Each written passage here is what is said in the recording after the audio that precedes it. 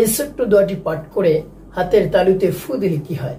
আমি আবারও বলছি, এই ছোট্ট দোয়াটি পাঠ করে হাতের তালুতে ফু দিলে কি হয়? তো প্রিয় ভাই বোনেরা, এমনটা আপনি কখন, কিভাবে, কোন নিয়মে করবেন আমি শুরু থেকে শেষ পর্যন্ত বলে দেব, এবং কোন দোয়াটি আপনি পাঠ করবেন সবকিছু বিস্তারিতভাবে অতি সহজে আপনাদেরকে বলে দেব।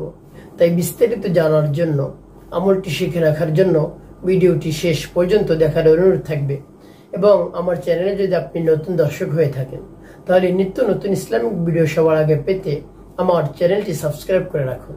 তো প্রিয় ভাই বোনেরা, এই আমলটি করতে আপনার শুধু একটু সময় ব্যয় করতে হবে। অল্প একটু সময় ব্যয় করে যদি আপনি অনেক ভালো কিছু পেয়ে যান বা আপনি উপকৃত হতে পারেন, তাহলে আপনার জন্যই তো ভালো। এই জন্য আপনি অল্প সময় ব্যয় করে আমলটি করুন, আপনি অবশ্যই উপকৃত হতে পারবেন। তো প্রিয় ভাই বোনের, আমলটি আপনি কখন করবেন? যে কোনো সময় আপনি আমলটি করতে পারেন। দিনের যে কোনো সময়, যে সময় আপনার মন চায় সেই সময় আপনি করতে পারেন। তবে নির্দিষ্ট একটি সময় যদি করেন তাহলে উত্তম। যেমন আপনি ফজরের নামাজ জামাতের সাথে আদায় করে তারপরে আমলটি করতে পারেন। আপনি ধরে নিন আপনি ফজরের নামাজ জামাতের সাথে আদায় করেছেন, তারপরে নামাজের মুসল্লায় বসে আপনি সে আমলটি শুরু করবেন। তো আপনার যদি অজু থাকে তাহলে তো ভালো, অন্যথায় উত্তম অজু করে পবিত্রতা অর্জন করে আপনি নামাজের মুসল্লা বা পবিত্র একটি স্থানে বসবেন। তো এভাবে আপনি যখন পবিত্র স্থানে বসবেন, সর্বপ্রথম আপনার গুনার কথা স্মরণ করে আল্লাহ রাব্বুল আলামিনের কাছ থেকে ক্ষমার উদ্দেশ্যে, তাওবার উদ্দেশ্যে, গুনাহ মাফের উদ্দেশ্যে আপনি 3 বার ইস্তিগফার পাঠ করবেন। আস্তাগফিরুল্লাহ, আস্তাগফিরুল্লাহ, আস্তাগফিরুল্লাহ। বা পূর্ণ ইস্তিগফারটি আপনি পাঠ করতে পারেন। আস্তাগফিরুল্লাহ রাব্বি মিন কুল্লি যামবি ওয়া আতুবু ইলাইহি লা হাওলা ওয়া লা কুওয়াতা ইল্লা বিল্লাহিল আলিয়্যিল আযীম। এভাবে ইস্তিগফার পাঠ করা যখন শেষ হবে, তারপরে আপনি 3 বার দুরূদ শরীফ পাঠ করবেন। সাল্লাল্লাহু আলাইহি ওয়াসাল্লাম, সাল্লাল্লাহু আলাইহি ওয়াসাল্লাম, সাল্লাল্লাহু আলাইহি ওয়াসাল্লাম।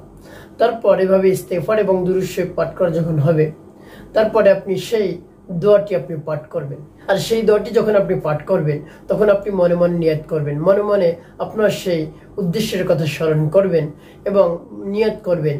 আল্লাহ রাব্বুল আলামিনের কাছে মনে মনে দোয়া করবেন। অবশ্যই আল্লাহ রাব্বুল আলামিন আপনার সেই আকাঙ্ক্ষা পূরণ করে দেবেন ইনশাআল্লাহ। আর সেই মহামূল্যবান দোয়াটি হলো, ইয়া মুসাউবিরু, ইয়া মুসাউবিরু, ইয়া মুসাউবিরু, ইয়া মুসাউবিরু, ইয়া মুসাউবিরু। এভাবে এই দোয়াটি আপনি কতবার পাঠ করবেন? এই দোয়াটি আপনি 100 বার পাঠ করবেন। আপনার কাছে 100 তাসবিহ নেবেন, তারপরে আপনি গুনে গুনে পাঠ করবেন, ইয়া মুসাউবিরু, ইয়া মুসাউবিরু, ইয়া মুসাউবিরু, ইয়া মুসাউবিরু। এভাবে যখন 100 বার পাঠ করা হয়ে যাবে, তারপরে আপনার হাতের তালুর মধ্যে একটি ফু দেবেন। তারপরে আপনি এর সাথে একটি দুরূদ শরীফ যোগ করবেন। সেটি হলো সাল্লাল্লাহু আলাইহি ওয়াসাল্লাম, সাল্লাল্লাহু আলাইহি ওয়াসাল্লাম, সাল্লাল্লাহু আলাইহি ওয়াসাল্লাম, সাল্লাল্লাহু আলাইহি ওয়াসাল্লাম। এই দুরূদ শরীফটা আপনি 100 বার পাঠ করবেন। দিনের যে কোনো সময় আপনি এই দোয়াটি পাঠ করতে পারেন। দিনের যে কোনো সময় আপনি এই আমলটি করতে পারেন। তবে নির্দিষ্ট একটি সময় আপনি করতে পারেন তাহলে ভালো। সে সময় মন ফ্রেশ থাকে, ফ্রেশ মন নিয়ে যদি এই আমলটি করতে পারেন তাহলে উত্তম। তো আপনি এভাবে ফজরের নামাজের পর এভাবে 100 বার ইয়া মুসাউবিরু, ইয়া মুসাউবিরু এবং 100 বার দুরূদ শরীফ পাঠ করবেন। সাল্লাল্লাহু আলাইহি ওয়াসাল্লাম, সাল্লাল্লাহু আলাইহি ওয়াসাল্লাম। এভাবে পাঠ করে তারপর আপনার হাতে তালুর মধ্যে ফু দিবেন। এভাবে ফু দিয়ে আপনি কি করবেন? আপনি শুধু আপনার চেহারা এভাবে মুছে দিবেন। এভাবে আপনার চেহারার উপর মুছে দিবেন। তাহলে কি হবে? এভাবে চেহারার উপর মুছে দিলে আপনি শুনলে অবাক হয়ে যাবেন। তার কারণ এটা হলো চেহারা সুন্দর করার জন্য। এভাবে যদি আপনি কিছুদিন আমল করেন, তাহলে আপনার চেহারা দুধের মতো ফর্সা হয়ে যাবে ইনশাআল্লাহ। আপনার চেহারা নিয়ে আর কোনো ধরনের টেনশন করতে হবে না। আপনার চেহারার মধ্যে যদি কোনো ধরনের মিস্তা বরণ থাকে বা যে কোনো দাগ থাকে, এই আমলের বরকতে সেই চেহারা সব ধরনের দাগ, মিস্তা, সব ধরনের কালো দাগ দূর হয়ে যাবে ইনশাআল্লাহ। আপনার চেহারা যদি কালো থাকে, মহান রব্বুল আলামিন এই চেহারার মধ্যে নূর সৃষ্টি করে দিবেন, নূরে নূরান্বিত করে দিবেন। এই জন্য আপনি এইভাবে দোয়াটি পাঠ করে হাতের তালুতে ফু দিয়ে আপনার চেহারায় মুছে দেন।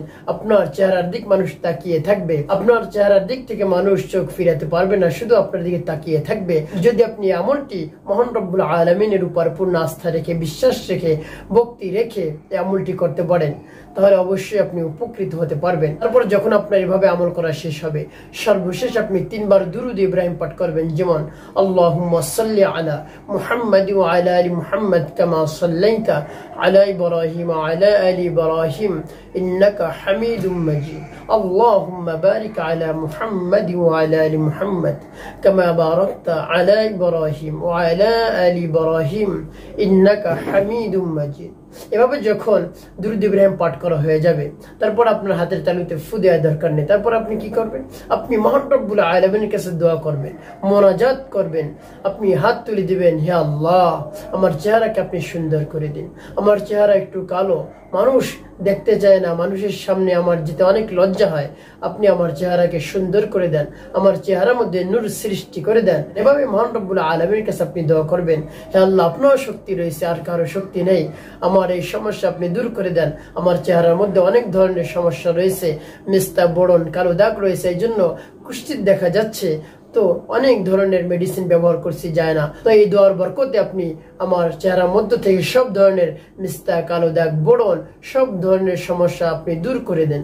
এভাবে আপনি আল্লাহ রাব্বুল আলামিনের কাছে দোয়া করুন। অবশ্যই আল্লাহ রাব্বুল আলামিন আপনার দোয়া কবুল করবেন এবং আপনার চাওয়া পাওয়া পূরণ করে দেবেন।